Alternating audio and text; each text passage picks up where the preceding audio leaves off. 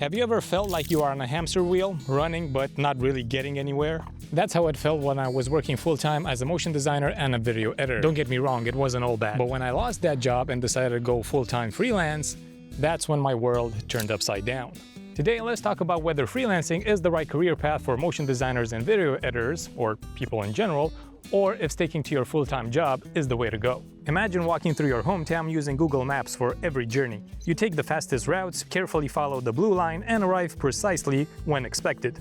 Your commute is optimized to avoid traffic, you know all the best coffee shops, and detours are rare occurrences. And that is full-time work. It's structured, it's reliable, and it's secure. Freelancing though, that's like putting your phone away and wandering down streets you've never noticed before. Some days you find a cool bridge from where you can see the sunset, and others you're stuck in the middle of nowhere thinking, how am I gonna get home and how long is it gonna take? Full-time work gave me stability, a steady paycheck, benefits, and a clear path forward. But freelancing though, that's urban exploration without the safety net. And to be honest, after a while, you learn to treasure those unmarked paths. Now here's the big one, freedom. When I was a full-time employee, it felt like somebody else was steering the ship. Sure, I could add my own creative flair, but projects were handed to me and deadlines ruled my life. Freelancing though is like being the captain of your own ship. You pick the projects, you set your hours, you work in your pajamas if you want to. But here's the catch, freedom can be scary. It means that you're in charge of everything, from finding clients to negotiating the rates to setting your own hours. And if you're not careful, you could end up working around the clock. So, is freedom worth it?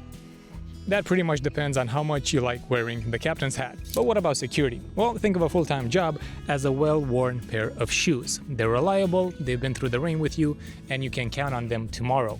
Freelancing though, that's like having stylish shoes. Sure, they may look nice, but they're also prone to scuffs. When I had a full-time job, I didn't worry about where my next paycheck was coming from. As a freelancer though, there are times when clients go quiet and you start to wonder if you need to call your old boss again. But here's the flip side. Freelancing allows you to diversify. One slow client doesn't mean that your income dries up completely. It's like planting seeds in different gardens. Some might bloom, while others might take a season or two. And now let's talk about creativity. Working full-time can feel like painting by numbers. Somebody else gives you the outline and you just have to fill it in. Freelancing, it's like getting a blank canvas. You get to choose the brushstrokes, the colors, the entire vibe.